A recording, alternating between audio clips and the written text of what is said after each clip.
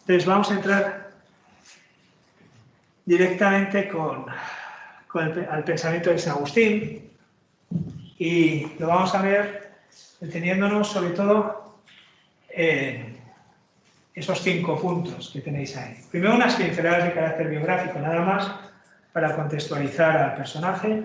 Pasaremos rápido de todos modos sobre los detalles biográficos y lo que me interesa sobre todo que veamos es esto otro que tenéis aquí.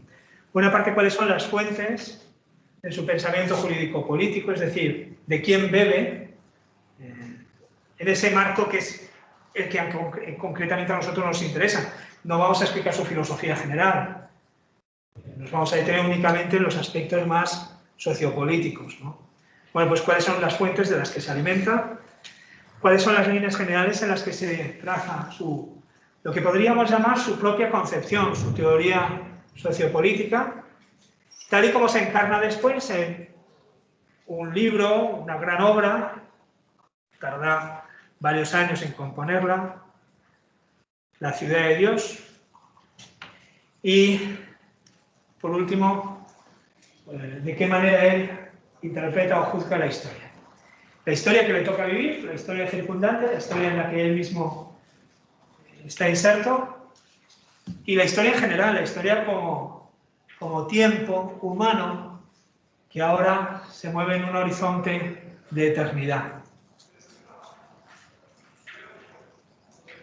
Bueno, pues antes de hacer un descanso, por lo menos unas breves notas sobre la vida de San Agustín.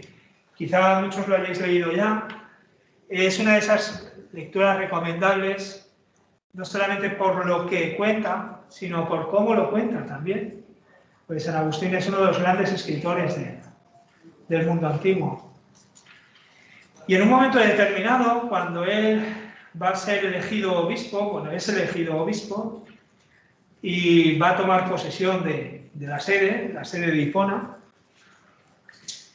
pues él hace este relato autobiográfico, en modo de confesión, donde él se confiesa ante su pueblo, ante la feligresía de Hipona, no ahorrándose ningún defecto, no ahorrándose ningún acontecimiento en su pasado, pero viendo cómo encaja todo ese relato en última instancia en un orden de sentido, ¿no?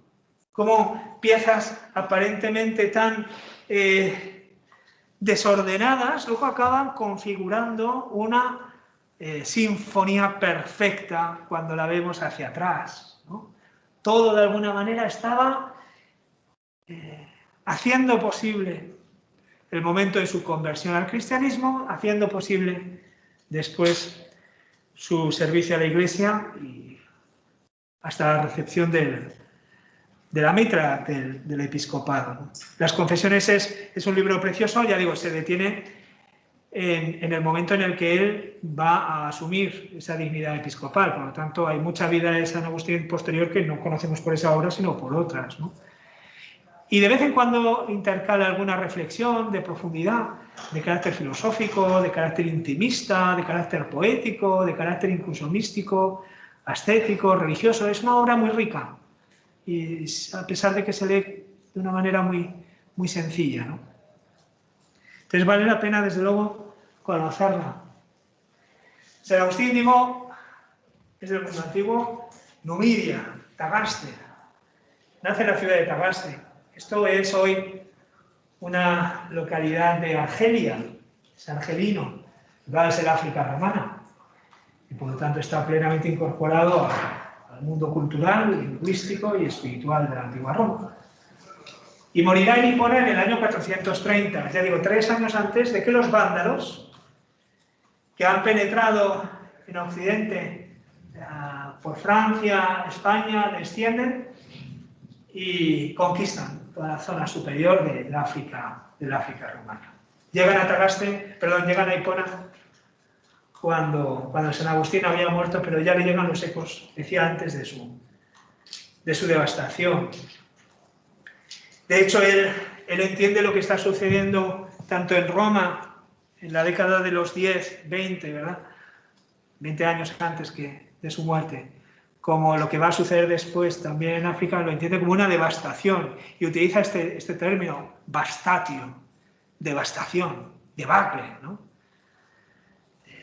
Cuando Pablo Orosio, ya digo, que ya no es antiguo sino moderno, medieval, se refiere a los mismos acontecimientos, no utilizará el término vastatio, utilizará el término inruptio, es de entrada.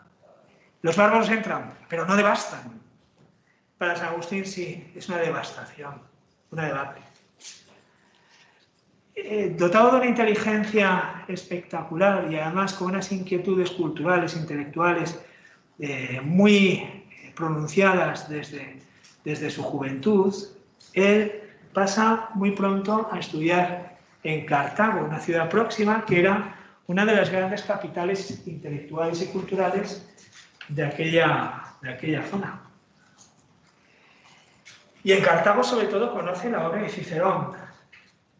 Pero la obra de Cicerón no en el plano de la teoría del derecho, por ejemplo, que a nosotros nos es más conocida y que luego retomaremos, sino sobre todo los discursos y los tratados de Cicerón a propósito de la construcción retórica, de la argumentación. Entra en contacto con la retórica ciceroniana, de la que Cicerón era un maestro y de la que además en Roma, y la escuela de Cartago destacaba también especialmente, pues era muy trabajada y aquello le fascina y decide consagrarse al estudio de la retórica y de la oratoria según el arte, ¿no?, latino, tal y como había quedado estandarizado por Cicerón.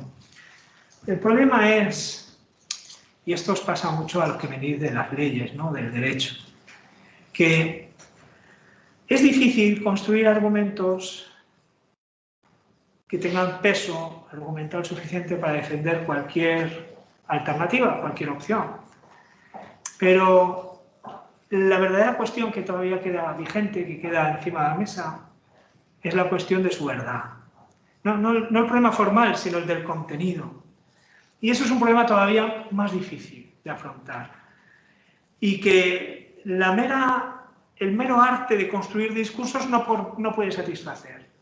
Sí, yo puedo construir discursos muy sólidamente fundados, pero ¿en qué medida esto me permite a mí tener un mejor y mayor acceso a la verdad, a un conocimiento último de las cosas? O por el contrario, no acabará sucediendo como en la sofística griega antigua, que acabe viciando el proceso y convirtiendo cualquier opción como válida mientras uno disponga de argumentos fuertes que pudieran sostenerlo.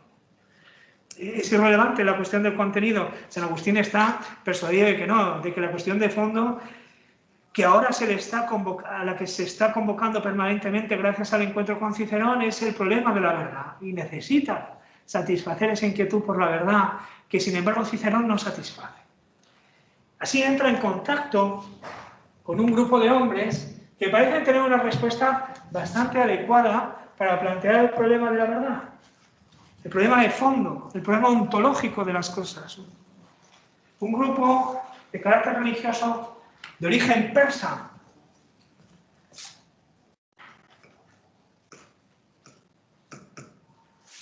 fundado por un sacerdote pagano llamado Manes o Mani,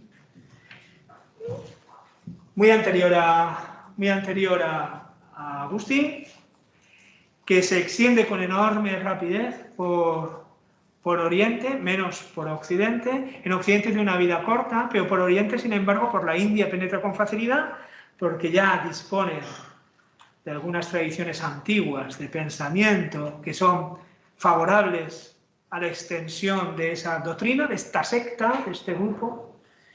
Y desde la India pasa inmediatamente a China, y en China todavía perdura, se dice, hasta el siglo XVII, probablemente.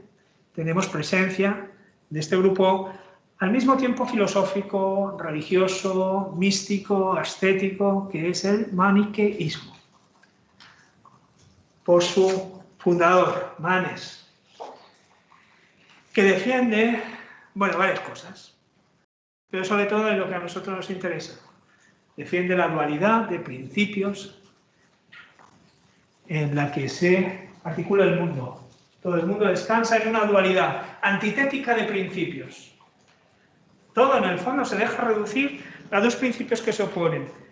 Y algo ya nos suena, porque nosotros habíamos visto que el pensamiento medieval es muy proclive a esa lectura del mundo a partir de una distribución de opuestos, ¿no?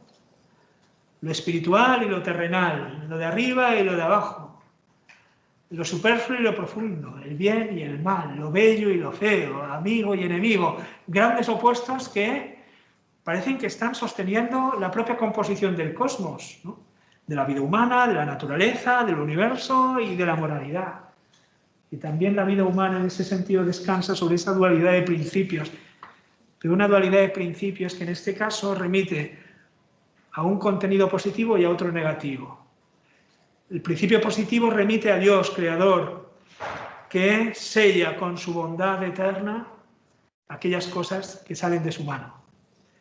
Pero el principio negativo responde también a otro principio que tiene por origen, que es el negativo, que es el mal, que es el diablo, que deja también su sello en aquellas cosas que proceden de él.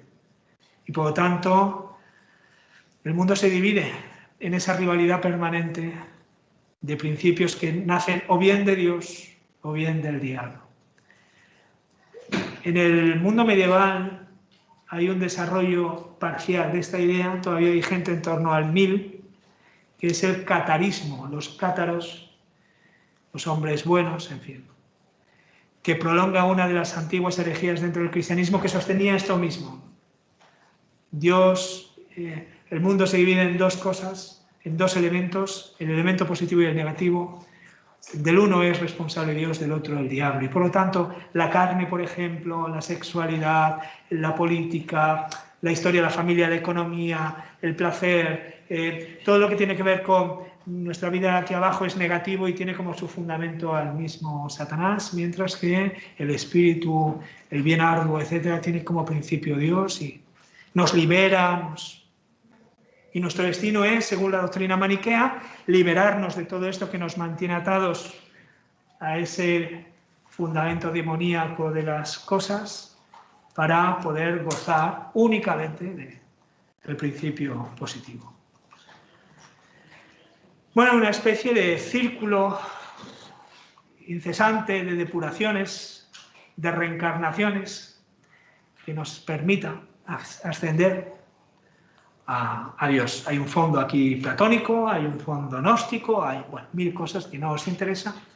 El caso es que permiten a San Agustín buscar y articular una forma de formularse sus propias inquietudes de fondo, más allá de las cuestiones puramente técnicas, retóricas, y se convierte en un apóstol muy vivo del maniqueísmo, y lo propaga.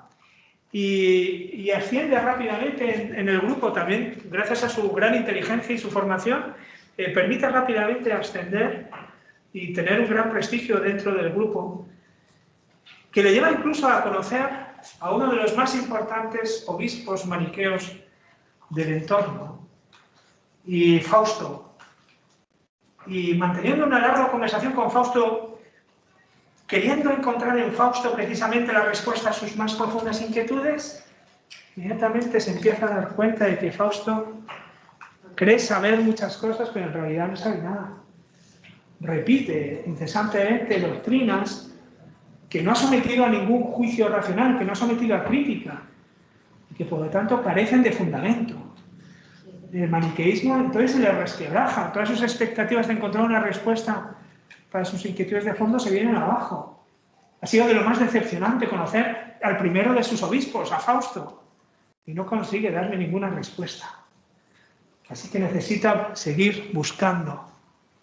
Y después de un contacto con otras escuelas filosóficas, se le ofrece la posibilidad, ya es adulto, en torno al año 383, de mejorar su formación retórica en la cuna misma de la retórica latina, en Roma. Puede ir a Roma, abandona África y se lleva consigo a su madre, Mónica, y también a su hijo, Adeodato. Un hijo que ha tenido con una mujer con la que ha convivido sin contraer matrimonio. Y se lo lleva niño todavía. Luego veremos cómo de regreso a África ya solo le va a acompañar, y además solo inicialmente, su madre, Mónica. que ni siquiera llega a volver a pisar tierra africana, porque muere en el puerto de Ostia. Pero ya su hijo no está, su hijo muere jovencito. Y esto deja una herida muy profunda también en el corazón de Agustín de Hipona, ya cristiano. Su madre Mónica es cristiana que reza y llora por la conversión de su hijo. Su padre, en cambio, era un pagano, probablemente se dice catecúmeno, es decir, había recibido formación, pero engrosaba esa fila de próximos al cristianismo que todavía no habían dado el paso a su bautismo. Y muere, se dice, según algunos, sin recibir ese bautismo. Otros dicen que sí, en el momento último, en el momento de su muerte, ya recibe las aguas del bautismo, se hace cristiano. El consejo que le da siempre su padre, no así su madre, que implora por su conversión, el consejo que le da su padre es que goce la vida, que disfrute de la vida, que aproveche también estas posibilidades profesionales que ahora se le ofrecen para disfrutar a fondo, sacar el máximo provecho, que sea alguien en la vida, ¿no? Y que no se deje de algún modo ningún ansia por satisfacer, ¿no? De ningún tipo. Y con esta filosofía también llega a Roma. En Roma entra en contacto con el neoplatonismo. Platón y sucesores de Platón que hacen nuevas lecturas de la obra platónica, pero que en cualquier caso le van a permitir el encuentro con la obra de Platón, que para él ya sí va a ser un encuentro con una filosofía capaz de satisfacer sus inquietudes intelectuales. Por lo tanto, se amplía su perspectiva filosófica mientras avanza en su formación y en la enseñanza, hoy llamaríamos de máster, ¿no? En la enseñanza superior del arte de la retórica. Pasa a Milán. Milán es la gran capital, después de Roma, de la península itálica, capital también del imperio en ocasiones. Y en Milán, su madre insiste en que conozca al obispo que tienen ahí los cristianos, la comunidad cristiana de Milán, San Ambrosio, Ambrosio de Milán, que calma y pide paciencia a la madre y también desea conocer al muchacho. Bueno, muchacho, ya es adulto, 30 años, 30 y algo, ¿no? Con conversaciones muy jugosas, continuadas en el tiempo, va entrando en contacto con un cristianismo más fundado, Agustín de Hipona, y un día de camino a casa, cavilando, dice en las confesiones que escucha a unos niños jugando en una plaza, repitiendo una canción que debía ser entonces popular, que decía tole leye, tole leye, tole leye, coge y lee, toma y lee. Un juego infantil con esa cantinela que a él le conmociona en un momento determinado al escucharla y coge el libro que tenía en ese momento entre las manos, que es las cartas de San Pablo, lo abre al azar y se da de bruces con una frase, una afirmación: revestíos del hombre nuevo. No os dediquéis a la vida de revestíos del hombre nuevo.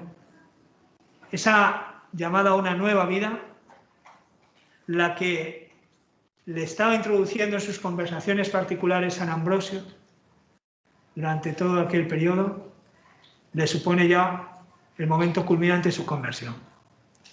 Aquel tole y leye, coge y lee, toma y lee de los niños en la plaza, viene a ser como una sugerencia de Dios mismo que le hace caer de bruces y convertirse, se convierte al cristianismo. Revestidos del hombre nuevo, abandonar el hombre viejo, por lo tanto, para cobrar una nueva forma, que es la forma de vida cristiana. Esto es muy importante porque, aparte de la biografía, del impacto que tiene la biografía de San Agustín, fijaos, lo vamos a recordar después del descanso, ¿no? Lo estoy pasando ya. San Agustín, una de las grandes aportaciones de San Agustín al pensamiento posterior va a ser que define un tipo humano, un tipo de vida, un tipo de hombre. Nos trazan el hombre cristiano. San Justino, Ireneo, todos, sí, más o menos, prefiguran, pero San Agustín de una manera completa, cabal, nos traza en qué consiste ser cristiano, el tipo de hombre cristiano. Porque ese tipo de hombre cristiano va a dibujar también, va a ser el modelo al que la civilización medieval intente adecuarse. Es el molde, de alguna manera, que van a tener para trazar una forma de vida, un tipo cultural, ¿no? El cristiano. Bueno, revestidos del hombre nuevo, no viváis como el hombre viejo, se bautiza. Le bautiza el propio San Ambrosio y entonces decide regresar a África, a Tabaste.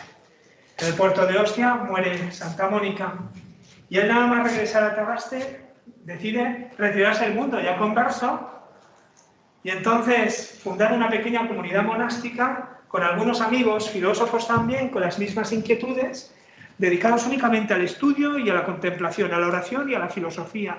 Y ya está. Es el germen de lo que luego con el tiempo se fundaría, no es él el fundador, se fundaría como orden agustiniana, los agustinos, ¿no? La orden agustina no la crea San Agustín, pero tiene a San Agustín como modelo. Y sobre todo esa primera comunidad, rezar y estudiar, conocer y profesar la fe. De todos modos dura poco aquella aventura monástica, porque poco después, en su diócesis, donde gobierna un obispo llamado Valerio, es designado para el sacerdocio. Entonces no era una vocación que uno descubría de repente, yo quiero ser sacerdote, ¿no? Y entonces ingreso en el seminario y me formo, como el que hace carrera, ¿no? No, entonces uno era llamado. Entonces él te llamaba, tú vas a ser presbítero, ¿no? ¿Te guste o no? Hombre, si no te gusta, siempre puedes decir que no. En este caso, libre de cargas, no estaba casado y ya no tenía Deodato consigo para su cuidado. Estaba libre de cargas, tampoco a su madre, anciana, y su padre también había fallecido. Asume entonces el encargo que se le hace, ser sacerdote, y se entrega al servicio en la diócesis de Valerio por 4 años, porque muerto Valerio no encuentra mejor sustituto precisamente que él, y se le designa obispo, su sucesor. En el año 395 se produce su elección episcopal. Y a partir de entonces, ¿a qué se va a dedicar? A gobernar. Es el gobierno de la diócesis, es lo que le toca, es el obispo. Y muere además siendo, y por lo tanto, hombre de gobierno. Hombre que conoce institucionalmente también los problemas de la Iglesia y del imperio, y las dificultades de diálogo entre los dos. Pero sobre todo sus preocupaciones van a seguir siendo de tipo intelectual, de tipo especulativo. La defensa de la fe. Sobre todo en 3 frentes. 1, la defensa de la fe ante las agresiones, los errores, las herejías, que entonces nosotros lo veíamos también cuando hacíamos un repaso de aquellos concilios de los primeros siglos, ¿verdad? Las herejías que se van extendiendo por todo el imperio y que necesitaban respuestas racionales claras que permitieran hacerles frente. Maniqueísmo, donatismo, pelagianismo. A sus antiguos compañeros maniqueos les da constantemente pal pelo, de que no deja títere con cabeza. Y la crítica será feroz y constante, ¿no? Pero también otras que son las que en el momento, bueno, pues están especialmente presentes. Segundo frente especulativo intelectual, esa síntesis tan occidental entre la fe y la razón. La fe y la razón se interpelan. No se pueden excluir. No es que la fe se superponga a la razón y la calle, la reprima desde fuera. No es que la razón disuelva a la fe y entonces todo se convierte en racional. No. La fe y la razón se interpelan. La fe le está pidiendo a la razón abrirse a un ámbito de posibilidad más alto. La fe está estimulando a la razón. La fe permite que la razón ascienda e incremente sus posibilidades. Pero la razón también le pide a la fe dejarse filtrar, limitarse. No convertirse en una fe irracional, una fe ciega. No. Está bien que creas, pero da razón de lo que crees. Porque una fe que no puede dar razón de lo que cree es una fe falsa. Tiene que haber una racionalidad en la fe. Tiene que responder a las propias estructuras lógicas de la razón, del logos. Porque el cristianismo es la religión del logos con mayúscula. Por lo tanto, la fe y la razón se interpelan. La fe limita la razón y la amplía. La razón limita la fe y la depura, la limpia, ¿sí? Le salva de caer en la irracionalidad. San Agustín esto lo condensa en una máxima que luego será general en toda la Edad Media, que lo veremos nosotros vigente en la escolástica, con el desarrollo de las universidades. Porque la universidad es de alguna manera una respuesta institucional a esa interpelación. La fe y la razón se reclaman. Y la universidad es la expresión institucionalizada de ese reclamo. Credo ut intelligo ut credam. Creo para comprender mejor las cosas. La fe amplía el ámbito de la razón. Intelligo, pienso, comprendo mejor las cosas para creer mejor. La fe necesita depurarse por la razón. Ya digo, esto es esencial para el medievo y lo veremos institucionalizándose, sobre todo con el nacimiento de las universidades. Y tercera gran preocupación, la historia. Le preocupa mucho el tiempo. ¿Sabéis aquello de San Agustín que dice, si me preguntaran qué es, no sabría decirlo, pero si no me lo preguntan, entonces sí. El tiempo, ¿no? El tiempo es una de las grandes cuestiones metafísicas que le obsesionan, ¿no? Y no solamente el tiempo del reloj, el tiempo cronológico, el tiempo histórico. Ese tiempo histórico que ahora, para el cristianismo, tiene un origen y un final, y un punto central. Creación, juicio final, encarnación, ¿no? Pues ese tiempo que tiene un sentido y que es una totalidad, que es lineal, que denominamos historia, tiene que ser también explicado, y lo veremos en el quinto punto. La concepción que tiene San Agustín del tiempo histórico. ¿Vale?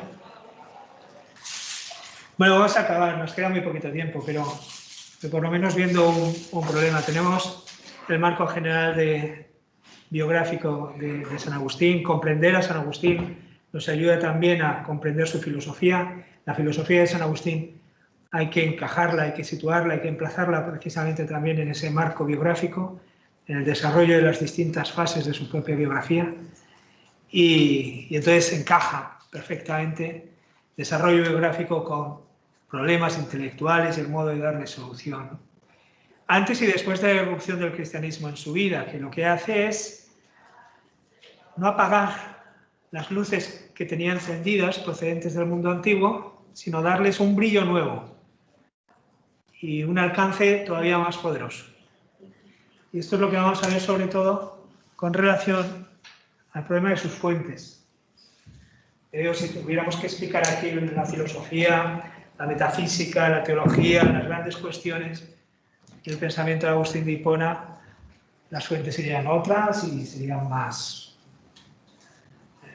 en número, y tendríamos que irnos a Platón, tendríamos que irnos a algunos neoplatónicos en concreto. Y nosotros nos vamos a situar sobre todo, aunque nos vamos a mover en ese ámbito del pensamiento jurídico-político, sociopolítico, nos vamos a mover sobre todo con estas tres fuentes que veis ahí.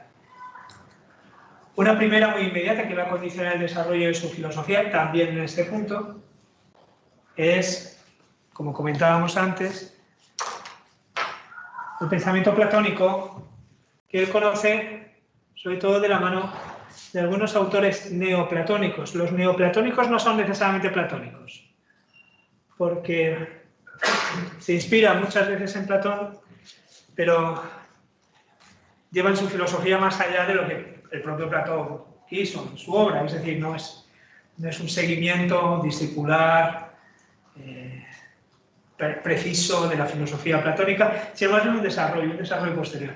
Y algunos de estos neoplatónicos, por el tiempo en el que se mueven, introducen ideas en mayor o menor cantidad de génesis cristiana o de carácter gnóstico. que es un movimiento espiritual también, grupos de ideas que están muy desarrollados, muy extendidos en la antigua Roma. Es un neoplatonismo, bueno, pues muchas veces hace lecturas para entenderlos cristianizantes de la obra de Platón, y sobre todo hay uno de ellos que tendrá mucha influencia en su momento, y es Agustín también está presente, que es Plotino. No es un autor cristiano, que ya nos movemos en un entorno cultural donde el cristianismo se está desarrollando, muchas de estas ideas son conocidas, las propias ideas cristianas son introducidas por contextos religiosos y filosóficos no cristianos, pero que los introducen como parte de su filosofía, algunas escuelas gnósticas, ya digo, y también algunos neoplatónicos. Esto es lo que le llega a San Agustín, lo introduce, va a tener una fuerza enorme en toda su filosofía. A nosotros nos va a interesar sobre todo dos puntos, no te me vayas todavía, que son la idea platónica de participación,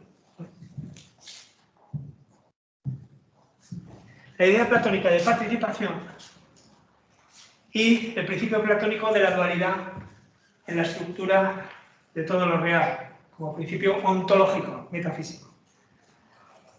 Bueno, sobre la dualidad no hace falta volver, porque de hecho cuando nosotros hablamos de cuáles eran los ejes conceptuales que iban a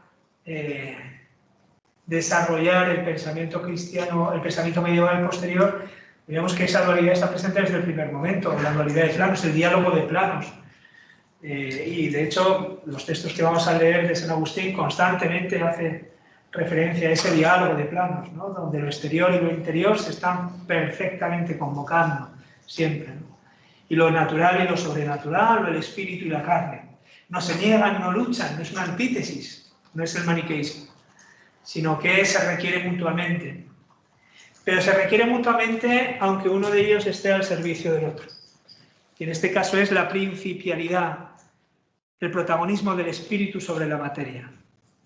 Esta dualidad de planos no implica que los dos elementos estén en el mismo orden ontológico, sino que hay uno de ellos que se subordina al otro y se pone a su servicio. Y aquí lo que se pone al servicio es la carne del espíritu, el tiempo de la eternidad, la tierra al cielo, lo natural a lo sobrenatural. Y también nuestros deseos y afectos, que en filosofía solemos llamar concupiscibles, es decir, nuestros deseos que tienden a lo fácil, a lo cómodo, al placer, a la satisfacción de lo más inmediato, nuestros deseos concupiscibles al servicio de los bienes superiores, los que llamaríamos en filosofía apetitos irascibles, que tienden al bien superior costoso y a largo plazo, no inmediato, a lo superior. Como en aquella alegoría platónica del carro del mito, alegoría del carro alado, ¿sí? De la auriga de la razón, que va gobernando un carro tirado por dos caballos, uno blanco, uno negro. Todos recordáis esa imagen platónica, ¿verdad? El blanco es el apetito irascible que tiende a lo superior, pero el negro siempre parece que lo arrastra hacia lo inferior, hacia lo concupiscible. Y la razón tiene que tener por guía siempre lo mejor, lo más alto, lo superior. Pues este principio tan netamente platónico, nosotros lo vamos a ver traducido en términos cristianos en toda la obra de San Agustín y de hecho en la Ciudad de Dios también, como veremos. Y otro principio es el de la participación, que es uno de los grandes principios metafísicos de Platón, ¿no? Y sobre todo a nosotros nos va a llevar en una dirección, que es la de ver todo el plano de la realidad histórica, la realidad humana, la realidad temporal, como Platón dice, participación del mundo eterno, participación de las ideas eternas. San Agustín dirá reflejo. El mundo de lo que ves, el mundo que tú ves, el mundo en el que te mueves es reflejo de un mundo superior. Ese que Platón preveía, ¿no? Que de alguna manera lo tenía atisbado desde la lejanía de su propia falta de fe, ahora los cristianos lo conocemos. El mundo sobrenatural es la verdadera realidad. Y el mundo de aquí abajo, el mundo que nosotros vemos, participa finitamente de ese mundo perfecto. Es un reflejo. En el reflejo siempre hay parte de verdad. En el reflejo siempre se conserva parte de la verdad de lo que se refleja. Pero no está toda ella, no está la plenitud de su verdad. Es solo un reflejo. Y el reflejo, por lo tanto, está convocando a una realidad más profunda, más perfecta. Te conduce, te arrebata hacia otra parte que no está presente. Como un icono griego, ¿verdad? Que te hace presente una realidad que no es y te invita a trascenderla, a meterte en un dominio más amplio, más profundo, ¿no? Que es el del espíritu. Pues también esto es lo que nos contaba, por ejemplo, Platón en su diálogo sobre la República, si os acordáis, incluso con aquel mito, una alegoría también, un ejemplo, que es el de la caverna, donde los hombres creen que toda la realidad que tienen ante sus ojos es la verdadera realidad, pero no son más que sombras en realidad. Son las sombras proyectadas por el tránsito constante de objetos delante de un fuego que ni siquiera es la luz más perfecta, más plena. El fuego, al iluminar esos cuerpos, proyecta las sombras sobre la caverna. Y los hombres que solamente tienen noticia de las sombras consideran que esas sombras son la realidad. Pero el sabio, dice Platón, es el que se arriesga a salir de la caverna y a descubrir que aquello no es más que una sombra de la verdadera realidad. Es solo un reflejo. Y cuando cruza la puerta de la cueva, ni siquiera puede alzar la mirada a la fuente de la verdadera luz, que es el sol, sino poco a poco adiestrando su mirada, cegada por el sol, después de tantos días de oscuridad, poco a poco ir de lo pequeño a lo grande, de lo iluminado a la fuente de toda luz, del reflejo al sol. Es la idea de bien. El sol, la idea de bien, en otros diálogos platónicos, el uno es la fuente de toda luz que se proyecta sobre toda la realidad y nosotros tenemos acceso finitamente a su reflejo, pero como una invitación a ir a su raíz, a su causa, a su fundamento, a la verdadera realidad, que está más allá de Juan nosotros. Carlos, Sí, dime. yo tengo una pregunta. Dime. Si bien, o sea, Platón era como muy excluyente porque sí que decía que no podíamos ser todos sabios. Entonces, en el cristianismo, esa figura, quiero decir, todo el mundo sí que podía acceder al mundo ascético o el mundo místico, ¿no? Que era Claro, como la realidad, que lo veo un poco raro. sí. Fíjate, en este caso, la invitación a la filosofía que nos hace Platón, y entiende que el filósofo es ese que da el paso de las sombras a la luz. Bueno, pues en este caso, ese paso, para San Agustín, lo da por nosotros otro. Y nosotros somos instalados por otro en el dominio de la luz. Ese es el dominio de la fe. Al ser bautizados, nosotros nos incorporamos a un dominio que nos permite ver cuál es la verdadera realidad, sin renunciar a las sombras en las que nosotros todavía nos seguimos manejando, pero sabiendo que son solo sombras, porque lo importante es esto, no tanto ver la sombra, cuanto saber que lo que veo son sombras, porque la verdadera inteligencia es esta, ¿no? Percibir la finitud de lo que capta mi razón, y por lo tanto, seguir la invitación a buscar su fuente en otra parte, en su verdadera realidad. Eso que Platón llamaba ideas y que en el caso de San Agustín, pues es Dios mismo. Por lo tanto, en San Agustín, de alguna manera, se democratiza la condición de filósofo, como tú dices, precisamente porque es la luz de la fe, es la luz que recibe cualquier cristiano, ¿no? Sí, entiendo. Sería eso. Vale, Sí, vale. claro, lo que no Gracias. impide también ese tránsito, ¿verdad? Ese tránsito doloroso a tener que subir y a ver las cosas críticamente también para saber que la luz está fuera, que no está dentro, ¿no? Y no dejarse confundir, ¿no? De alguna manera. Entonces, lo que me importa más es ver cómo, más que cómo San Agustín prolonga la teoría del conocimiento de Platón, que eso es lo de menos, es sobre todo caer en la cuenta de cuál es el estatuto de la realidad para San Agustín. La realidad es reflejo, la realidad es copia, la realidad es icono, la realidad es participación. Y todo lo de aquí abajo y todo lo próximo es una copia, cuya realización más perfecta está en otra parte. No en el mundo vaporoso de las ideas, porque ese mundo vaporoso de las ideas que Platón dice, bueno, en el fondo es una única idea, que es la idea de bien. Ahora para San Agustín esto va a tener un nombre, eso es Dios. Y le encaja perfectamente cuando Platón habla del uno, del ser o del bien, es que se está refiriendo a Dios, que es bondad, es ser, yo soy el que soy, es uno. Y por lo tanto, de alguna manera, Platón atisba algo que la fe cristiana ha conseguido conocer de primera mano. Este es el encaje platónico de San Agustín, muy importante, porque cuando veamos la ciudad de Dios, veremos cómo el estatuto de la historia humana, el estatuto de la ciudad de los hombres, es este, de ser un reflejo. Y tenemos que acordarnos de esto. Todo reflejo conserva parte de la verdad de lo que refleja, pero no su totalidad. Pero no miente el reflejo, conserva parte de la verdad de lo que refleja. Al mismo tiempo que lo distorsiona, pero conserva, tiene su bondad, tiene su alcance. ¿Sí? Bueno, pues es una idea muy importante en este caso que va a condicionar todo el conjunto de obra de Agustín de Hipona y también lo que a nosotros nos interesa. Segunda fuente en el pensamiento sociopolítico de Agustín de Hipona es la que recibe de mano de los estoicos.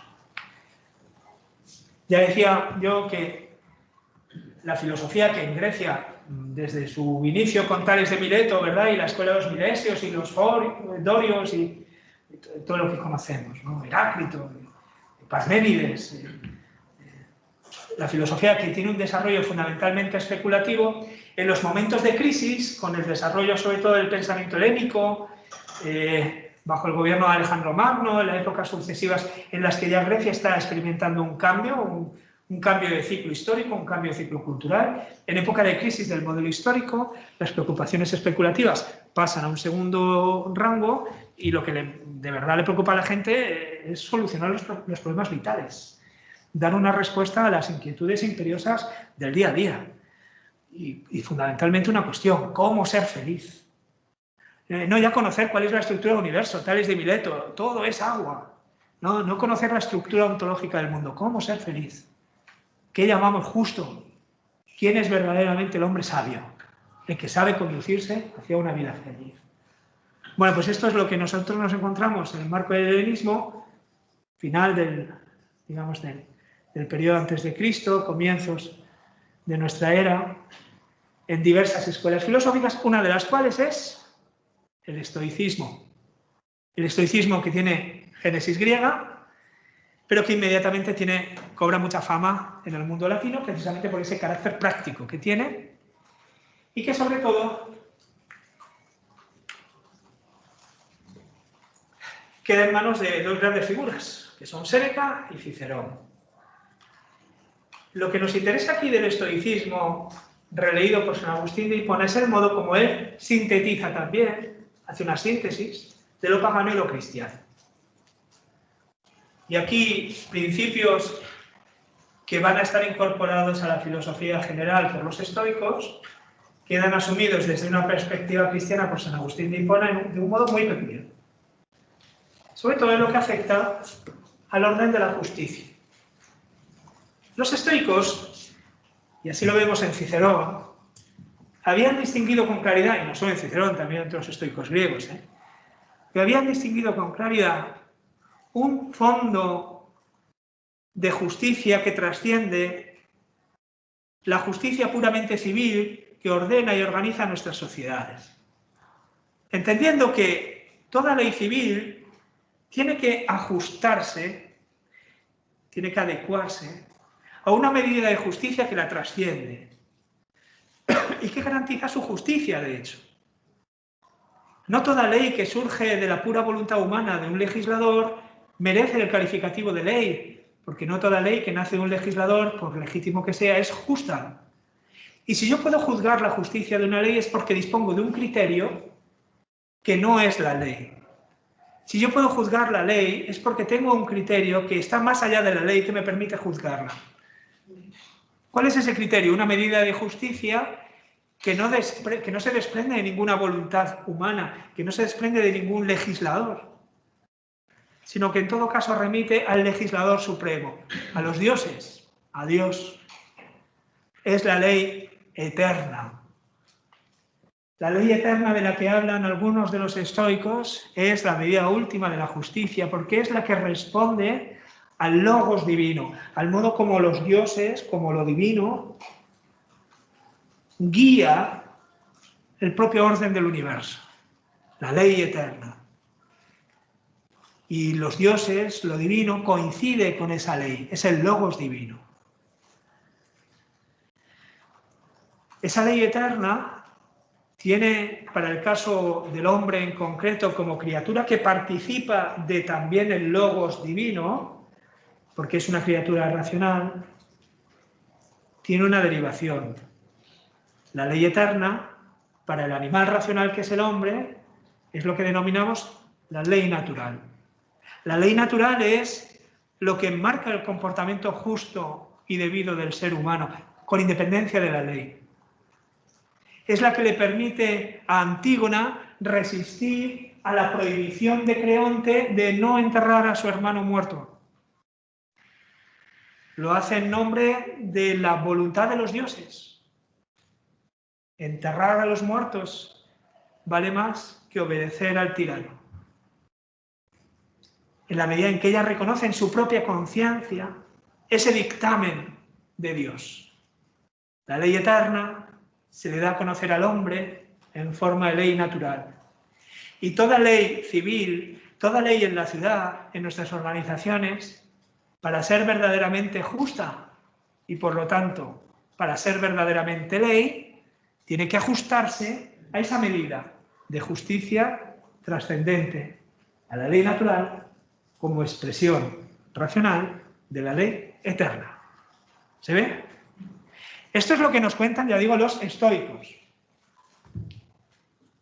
Por ejemplo, Cicerón, que recibe esta interpretación de los estoicos y sobre todo nos la va a exponer en una de sus grandes obras, De Legibus, nos lo cuenta del siguiente modo, sobre las leyes. Dale.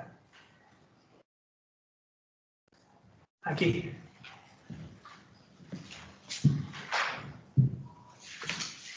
En las leyes, este segundo párrafo que tenéis aquí abajo, nos dice, ya digo, es una idea que procede ya de Grecia, tenemos las fuentes de esta misma interpretación más allá de Roma. Puesto que no hay nada mejor que la razón, y esta existe tanto en el hombre como en la divinidad, la razón humana es una participación del logos divino que para los estoicos está presente en todas las cosas, son panteístas, ¿no? Dios está en todas las cosas, Dios se refleja en toda la realidad, pero sobre todo en un sitio, que es la conciencia, ¿no? Ahí se deja ver a Dios de una manera que no se deja ver en la naturaleza o en otros sitios. Puesto que nada hay mejor que la razón, y esta existe tanto en el hombre como en la divinidad, tenemos que el primer vínculo del hombre con Dios es ese, es el de la razón. Además, quienes tienen en común la razón, también tienen en común el criterio de uso de esa razón, la recta razón. Y dado que esta constituye la ley es una recta razón que nos impera ciertas cosas, hemos de considerar que también estamos vinculados a los dioses por la ley. Si la ley es recta razón y lo que nos vincula a los dioses es la razón, pues la ley es lo que nos vincula a los dioses. Y aquellos que tienen una ley común, para ellos, tienen un derecho común, participan del mismo derecho. Y quienes tienen todas estas cosas en común han de ser considerados como de la misma familia, como de la misma comunidad ciudadana. Pero si resulta que también obedecen a los mismos mandos y potestades, entonces todavía con más motivo. Resulta que obedecen al sistema organizado del cielo y a su mente divina y al Dios que manda sobre todas las cosas. De forma que todo el universo en su conjunto ha de considerarse una única ciudad, común a dioses y hombres.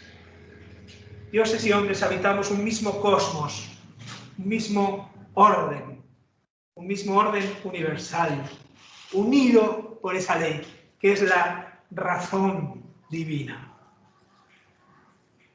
Y de la misma manera que en las ciudades se establecen los rangos de acuerdo con su ascendencia familiar, pues así también en la naturaleza, pero de un modo mucho más grandioso y excelente, hasta el punto de que los hombres son considerados de acuerdo con el criterio de su ascendencia divina. El hombre tiene una mayor dignidad, precisamente porque su razón participa de ese logos de Dios, ¿no?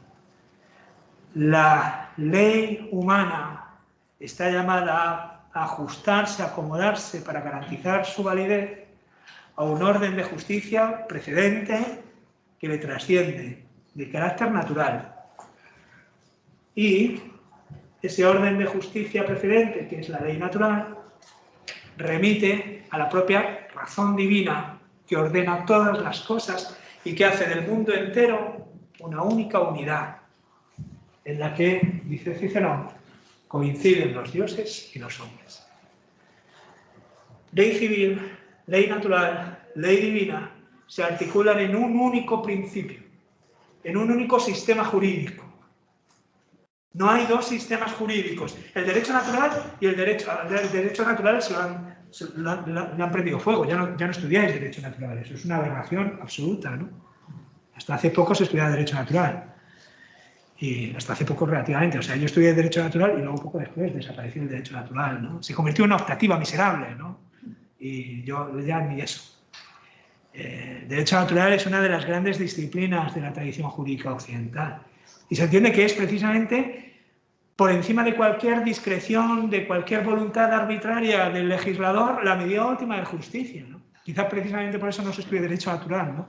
Para dejar vía libre a cualquier legislador. La medida última de justicia. Pero la ley natural, a su vez, remite a la razón divina.